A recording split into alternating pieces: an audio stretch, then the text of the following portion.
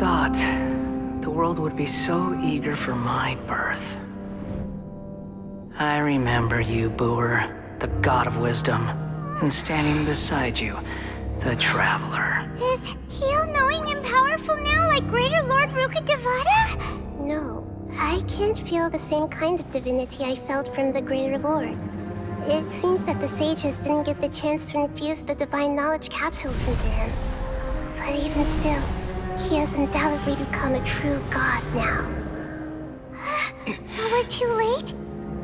The Balladeer has already become a god? The Balladeer. A long bygone title.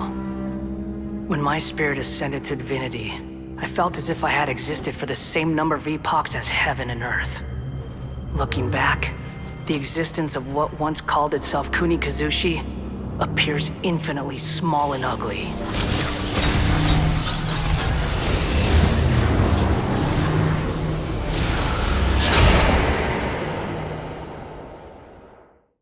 This imposing aura, it really feels like the gods! A body that capitalizes on the Balladeer's original construction as a mechanical puppet, with the Gnosis serving as a constant power supply. How much effort and resources did the sages put into this? From a purely technological perspective, it's a commendable achievement indeed. It's no exaggeration to say, this is the culmination of human wisdom. You sure are something! Dishing out compliments at a time like this? But I don't think he's reached the spiritual height of a god. Strife is engraved upon every god and every gnosis brought forth into this world. Can you feel it? The exhilaration of such power, and the thrill of anticipation for our contention. Nahida wouldn't feel the same things as you! Do you not realize that you are interrupting a conversation between gods? Lowly creature, know your place! The strife engraved upon a gnosis. You're talking about the Archon War. Tevat's current peace was not easily won. I didn't personally participate in the Archon War, but the way I see it, all those losses were meaningless, driven by the demands of the laws. There's no point in bringing it up again. Is that so? Yet I am deeply disappointed that I was never allowed the fortuity to personally participate in the Archon War. This is a first. Encountering a god in this world who does not crave power. No wonder your own people have abandoned you, god of wisdom. Your judgment is as your existence, unsubstantial. This is where everything ends, Booer, the god of wisdom. You should know that wisdom cannot solve every problem. Like now, where your only option is to face me in combat.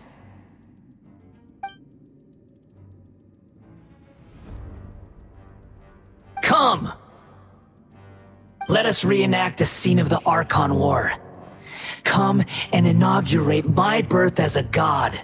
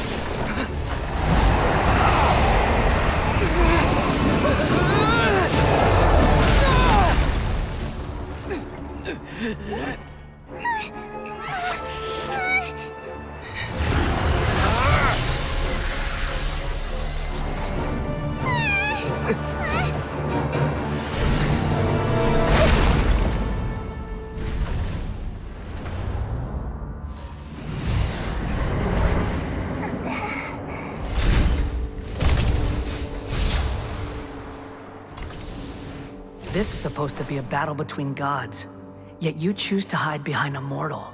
And now, you're acting like you'd sacrifice yourself for a human. Are you having fun proving a false sense of heroism to yourself, Booer?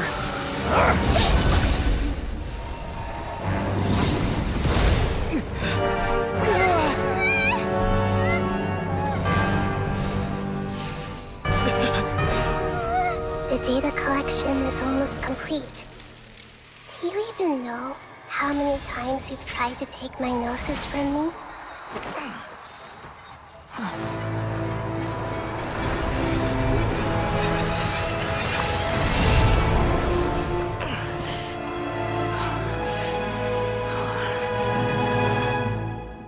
We just concluded the 168th loop. Did you know that in the effort to create you, the people of Sumeru were forced to live through the exact same number of Sub-Zerus festivals and Samsara cycles? The power of dreams. When did you use it on me?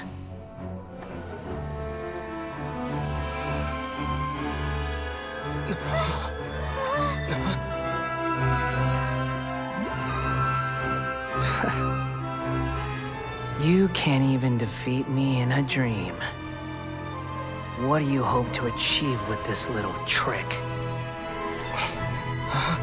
Come, Traveler. Just like before. Allow me to awaken the memories in your dreams.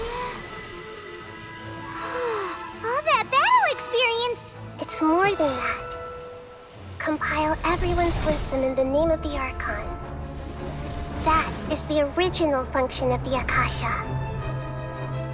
I've sent everything that happened just now to the people of Sumeru in the form of knowledge. I've asked them to help you find a way to defeat the false god.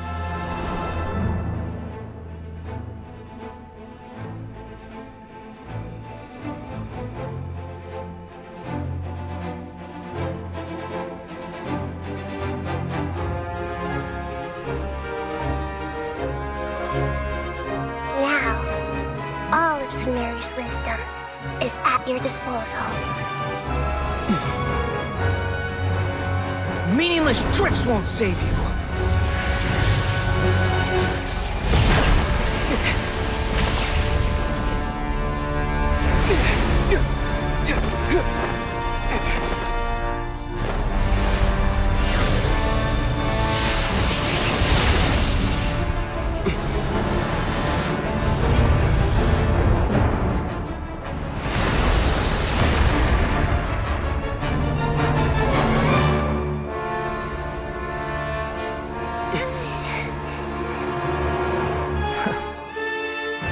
Are you done with your tricks?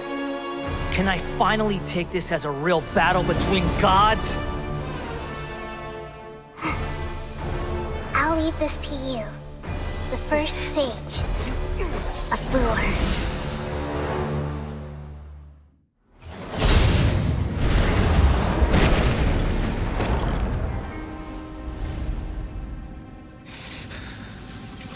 Humans. Filthy humans.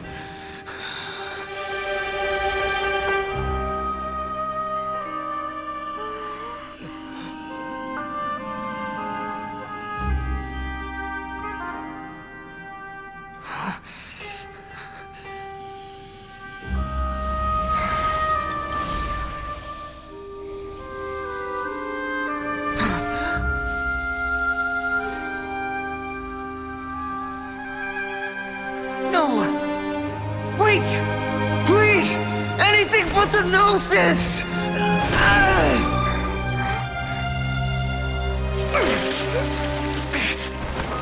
That's mine! Don't even try! I'll never go back!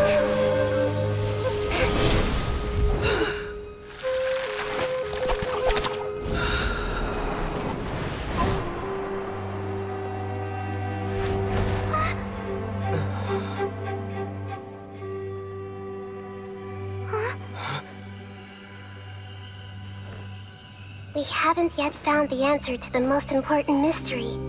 Irminsul is still waiting to be saved. With the power of another Gnosis, we may now finally understand the last memory of Greater Lord Rukkhadevata.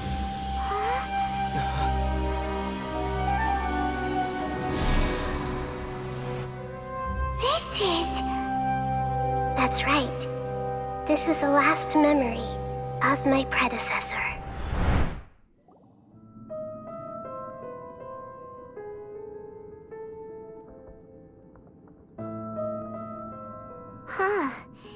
This sure seems very different from what Paimon imagined.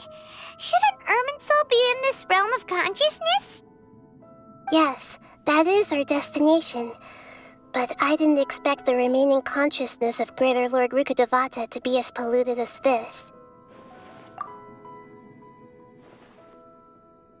Forbidden knowledge? It seems you know about a concept that even I don't completely understand. Could you tell me what you know?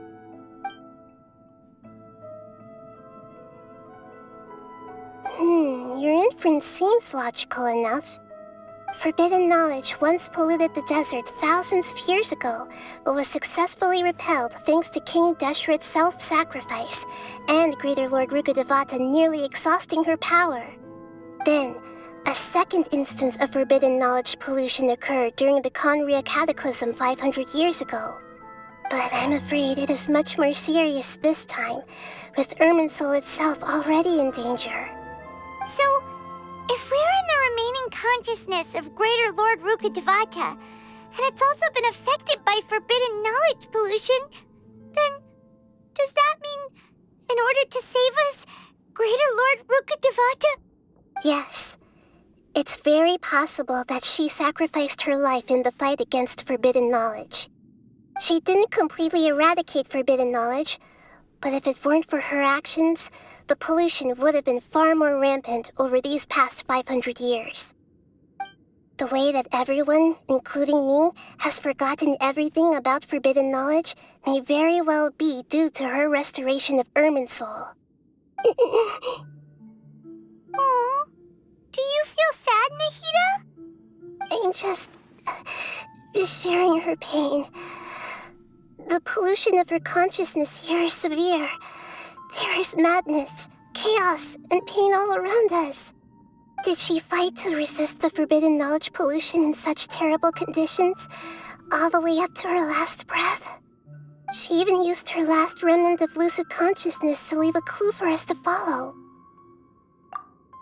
Yes, her words were distorted by forbidden knowledge, so that's all we could hear. But now, we have a chance to find the answer to this mystery. We can cross the polluted consciousness until we found the right path to meet with our lucid consciousness. And then, we'll let Greater Lord Rukkhadevata tell us the truth in person. Each of us need to be mindful of the state of our own consciousness while we are here. Even with the Gnosis' protection, we must always keep a clear mind. Otherwise, we could go mad at any moment. That's so scary. Don't worry, it should be easy enough for you to keep that mind of yours clear, Paimon. Let's go.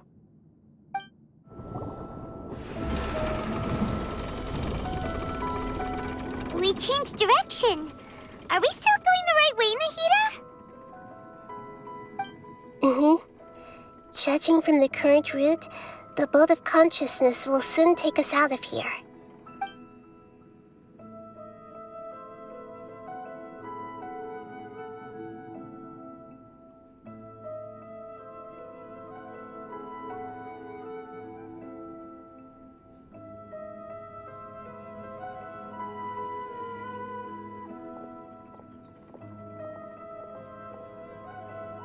We'll be arriving at our destination soon.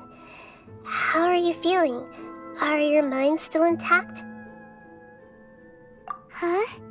But everything's been completely normal for Paimon. Hopefully there won't be any more interruptions.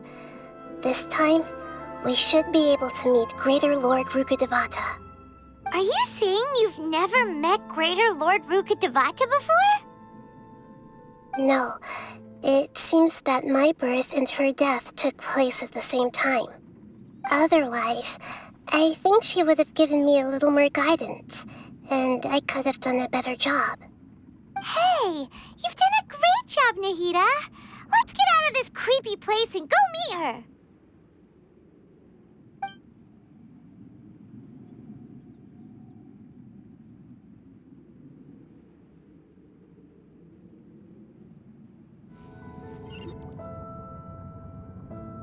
Well, this is the place.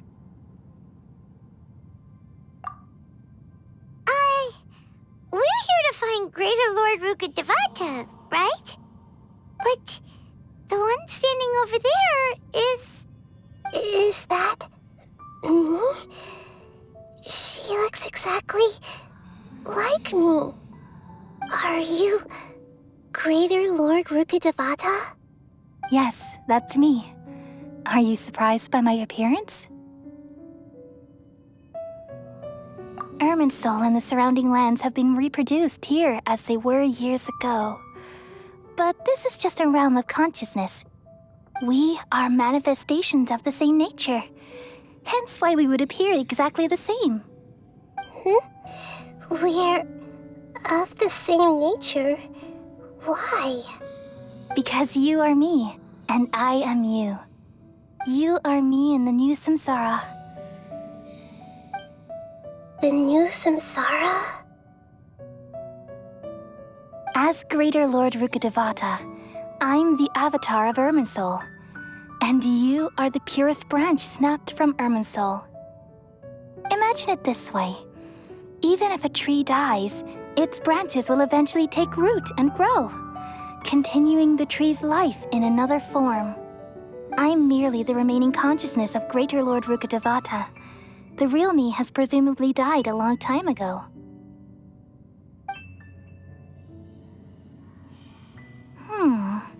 Judging from your appearance, I've probably been dead for 500 years.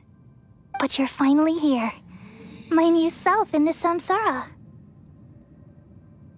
If this is true, then am I going to be a great Archon like you someday? Though we share the same nature, our fates are bound to be different. All things have their own fate. When a branch grows into a mature tree, it won't be the same as the original tree. That's why fate is the ultimate knowledge, isn't it? That's a great insight. Yes, very good. It's also precisely why you won't become like me. Really? But perhaps you may become an even greater Archon than I. I already see a determination in you that I didn't possess in my time, and the future that it leads you to will be yours alone. Along with the blessings from your past experiences. Don't worry. The growth of wisdom is like that of a plant. You only need to wait quietly for the flower to bloom. Come to think of it, the sages never had the faintest inkling of the meaning of wisdom. Thank you. Nothing makes me happier than discovering that the Archon I always admired was in fact myself in another fate. It's so nice to speak with you, Greater Lord Rukkhadevata. I've always wanted to meet you. The feeling is mutual. From the moment I snapped the branch off Irminsul and created you, I've also looked forward to talking with you. Could you tell me why you wanted to create me? And what exactly happened when you died?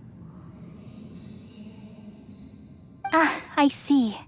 You're here seeking answers, right? Everything that day, even the sky itself, changed into a color like this. At that time, the seven were all summoned to the nation of Conria. Except for me. I had a more important task to attend to. I had to protect Irminsul. The disaster occurred together with the pollution of forbidden knowledge. At that very moment, with my consciousness connected to Irminsul, I sensed something was wrong. The pain started to torment my mind. By the time I reached Irminsul, it was already displaying signs of corruption. Had I not repelled the pollution of forbidden knowledge with King Deshret thousands of years ago, I might have felt even more hopeless and lost. So what exactly is forbidden knowledge? It's a kind of knowledge that doesn't belong to this world, and a form of truth that can't be understood. It came from the very bottom of the abyss. Even I could never understand it. The world is constantly rejecting it, leading to all kinds of bad phenomena. If we allow forbidden knowledge to pollute Irminsul, I'm afraid the entirety of Teyvat could fall apart. So, there's knowledge that even the God of Wisdom can't understand? At that time, I knew I couldn't repel the forbidden knowledge with my strength alone. Which is why I created a device that compiled human wisdom and named it the Akasha. It's truly the world's most amazing invention. Thank you. For a long time, I thought dreams were the fruit of human wisdom. Though it was selfish to do so, I borrowed people's dreams using the Akasha. Then I compiled their wisdom and all of my own power. Well, did it work? Thanks to the wisdom of the people of Sumeru, almost all the forbidden knowledge was cleared from Irminsul. But things didn't go as smoothly as I thought. I had a terrible headache, which gave me an uneasy feeling. And then I remembered that my consciousness was also connected with Irminsul. It brought me knowledge and wisdom, but vile corruption as well. From the very beginning, my existence had been polluted by the forbidden knowledge. Oh no. How could that happen? I've experienced that pain in your consciousness. It must have been a horrible experience. Yes, but my feelings weren't important. The important thing was that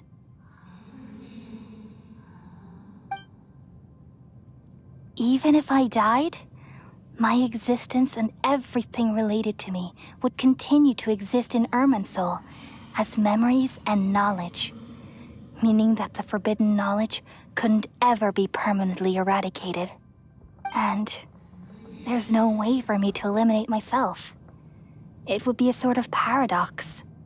So, I took the purest branch of Irminsul as my incarnation in the next samsara and left a trail of clues, all in hopes that you would come here and remove me and my pollution from Irminsul forever. Wait, no, I can't. So you realize what that implies. You are very smart indeed. Irminsul has all the knowledge and memories of this world. And as you've realized just now, removing me from Irminsul means I essentially will never have existed in this world. But this is the only way to save Irminsul. People love you so much and they've missed you so much over the past 500 years. I am exactly the same. So how can we just forget you like this? Is there really no other way? There must be something else I can do. You're the god of wisdom, Buer. You should know that there is no other way. But this is so cruel. I don't want to forget you. No need to feel so sad, Buer. As someone who delights in wisdom, you should feel joy at finally finding the answer. These are the words in their entirety, the answer you've been seeking all along. Let the world completely forget me.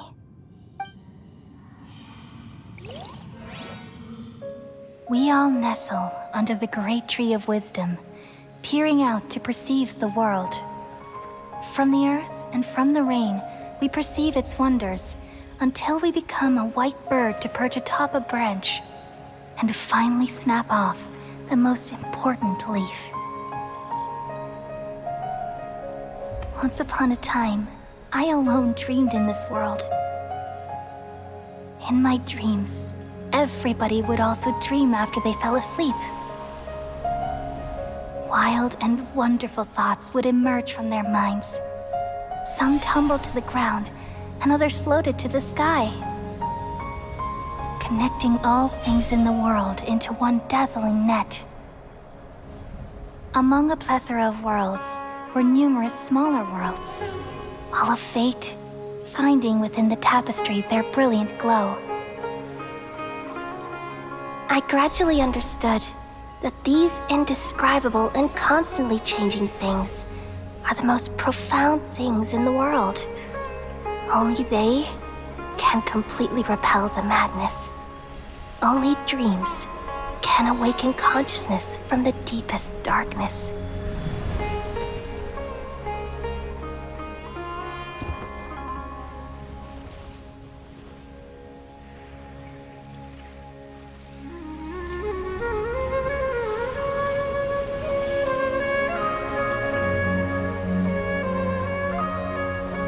I'm the one who posed this question, yet also the one who sought a solution.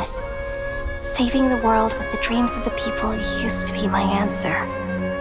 And now, you've also found your own answer, and I shall return all the dreams to the people.